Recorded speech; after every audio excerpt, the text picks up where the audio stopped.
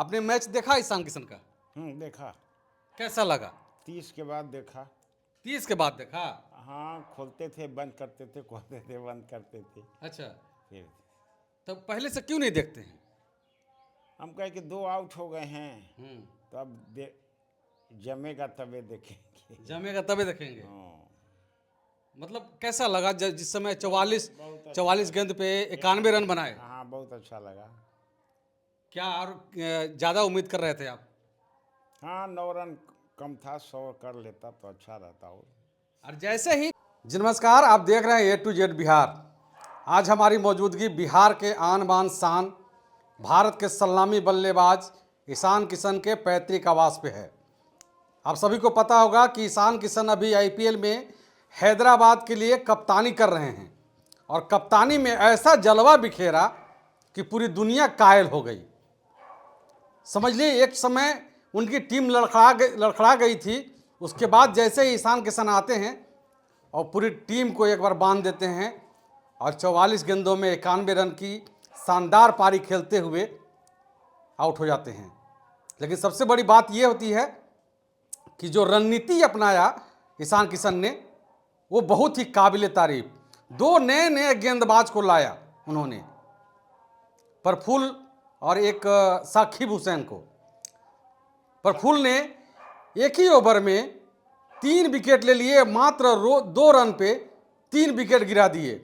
अब समझ लीजिए कि उस समय 1 रन पर 1 रन पर 3 विकेट, हाँ, सॉरी 1 रन पे 3 विकेट ले लिए प्रफुल्ल ने।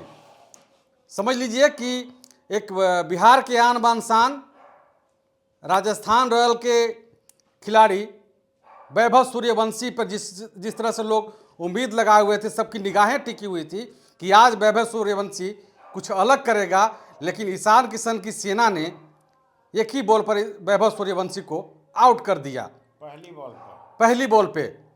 अब समझ लीजिए कि कितनी बड़ी बात है। तो हम लोगों ने सोचा कि चलते हैं अब दादाजी के पास, हर तरह की इस बार भी दादाजी को दिखाते हैं और आप लोगों को ये बताने की कोशिश करते हैं कि दादाजी आज कितना खुश हैं। सबसे पहले तो बधाई हो दादाजी। धन्यवाद। हमारे साथ बात करने के लिए ईशान किशन के दादाजी हैं और हम अभी उनके पैतृक आवास पे हैं। आपने मैच देखा ईशान किशन का? देखा। कैसा लगा? 30 के बाद देखा। 30 के बाद देखा? हाँ, खोलते थे बंद करते थे, खोलते थे बंद करते थे। अच्छा, फिर तब पहले से क्यों नहीं देखते हैं? हम कहे कि 2 आउट हो गए हैं, तो अब जमेगा तबे देखेंगे। जमेगा तभी देखेंगे। हाँ, मतलब कैसा लगा जिस समय 44 बहुत अच्छा। 44 गेंद पे 91 रन बनाए? हाँ, बहुत अच्छा लगा। क्या और ज़्यादा उम्मीद कर रहे थे आप? हाँ, 9 रन कम था, 100 कर लेता तो अच्छा रहता। और जैसे ही धुआंधार पारी खेल रहे थे ईशान किशन, इसी बीच में लाइट कट जाती है। अब समझ लीजिए वहीं से मतलब गेम पलट जाता है। जैसे ही लाइट कटने के बाद दूसरी गेंद आती है, ईशान किशन आउट हो जाते हैं। कहीं ना कहीं वो लाइट भी जिम्मेदार हुआ। जिस समय वो पारी खेल रहे थे ईशान किशन, धुआंधार पारी खेल रहे थे, उस समय लाइट कटी, उसके बाद डिस्टर्ब हो जाता आदमी। डिस्टर्ब हो जाता है। हाँ, अगर लाइट नहीं कटता तो ईशान किशन 100 रन बना लेते। 100 रन बना लेता। और सबसे खुशी तो उस समय हुई जब प्रफुल्ल और साकिब ने 4-4 विकेट लिए। 9 रन पर 5 विकेट दोनों मिल के लिए। हाँ, बहुत खुशी हुई। इस ईशान किशन की कप्तानी पे आप क्या कहना चाहेंगे? बहुत अच्छा कप्तानी कर रहा है, बहुत खुशी हो रही है। ऐसे ही जिताता रहे सनराइजर हैदराबाद को। अच्छा, काव्या मारन भी बड़ी खुश थी। हाँ, काव्या मारन भी बहुत खुश थी। बहुत खुश थी। बता दें आपको कि जिस तरह से MS धोनी रणनीति करते हैं, उस तरह से ईशान किशन ने अपना रणनीति दिखाया और रणनीति के तहत आज एक नया इतिहास बना दिया ईशान किशन ने। 2 नए खिलाड़ी, ऐसे खिलाड़ी जिनको कोई जगह नहीं मिल रही थी बॉलिंग करने के लिए, आज उन्होंने उनको खिला करके एक बहुत बड़ी कामयाबी हासिल की है। और सबसे बड़ी बात यह है कि जो 2 खिलाड़ी हैं उनको बहुत दिन से चयन हो रहा था, लेकिन खरे उतरे। हाँ, ईशान किशन के भरोसा पे खिलाड़ी खरे उतरे दोनों।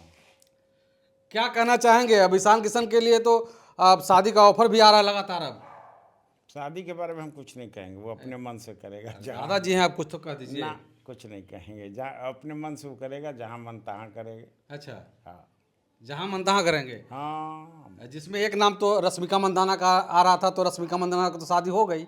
अब बात रही दूसरी, नहीं हुई हो गई उसकी शादी ना, विजय देवरकुंडा के साथ सर। ना हुई, हैं? ना हुई। ना हुई। आपको नहीं हमसे ज़्यादा पता इनको है, लेकिन हम लोगों ने देखा था कि शायद मगनी कुछ वीडियो था, अग्नि हुई थी, फिर कट गई। कट गई। और दादा की ये इच्छा थी कि ईशान किशन की शादी रश्मिका मंदाना से हो या फिर और कोई हो, बहुत बड़ी सेलिब्रिटी से ही होना चाहिए। लेकिन मैं बता दूं आपको कि अदिति हुंडिया नाम की लड़की से, जिसका जिक्र ईशान किशन ने भी किया है, अदिति हुंडिया के साथ उनकी सगाई होनी है, लेकिन कब होगी नहीं होगी ये बात की बात है। फिलहाल दादाजी अभी बहुत खुश नज़र आ रहे हैं, अपने गांव में हैं और गांव में अपने रह करके अपने घर की जो संपत्ति है उसकी देख रेख करते हैं। सब लोगों का सवाल आप लोगों को हम बार बार बताते रहते हैं कि जो लोग ये कहते हैं कि ईशान किशन का घर नवादा में है, तो आपके लिए फिर से मैं बताना चाहता हूँ, मैं बार बार एक चीज़ कहता हूँ, उनका घर जो है नवादा में नहीं, नवादा में तो है ही, लेकिन पैतृक आवास बिहार के औरंगाबाद जिले के दाऊद नगर में है। सही बात है ना दादाजी? ईशान किशन का पैतृक गांव औरंगाबाद है। दाऊद नगर में। कौन सा गांव है? गोड्डी। हाँ। अच्छा, गोड्डिहन गांव का नाम है। आगे क्या कहना चाहेंगे सभी खिलाड़ियों के लिए? ऐसे ही खेलते रहें सब, अच्छा, अपना रन बनाते रहें, नाम कमाते रहें, और क्या कहेंगे। ईशान किशन से बात हुई? नहीं, बात नहीं। इतनी खुशी की बात है, बात नहीं हुई दादाजी? ना, बात नहीं। अब रात में उठकर बात करना बड़ी मुश्किल हो जाता है, गर्मी, एक तो देर में सोते हैं। अच्छा, हाँ। रात को मैच देखते हैं ना? नहीं, सब मैच नहीं देखते, कुछ कुछ मैच देखते हैं। अच्छा, और उसके बाद फिर हमको 4 बजे उठना होता है, अच्छा, तब मुश्किल हो जाता है। चलिए, तो ये थी दादाजी की बात। आप लोग क्या कहना चाहते हैं एक बार ज़रूर बताइएगा। लेकिन सबसे बड़ा समस्या है, दादाजी की समस्या का हम लोग रखने की कोशिश करते हैं कि इनका घर आने का, ईशान किशन के घर आने का रास्ता नहीं है। क्या दादाजी? हाँ, रास्ता नहीं है, घर आने का रास्ता नहीं है। ना।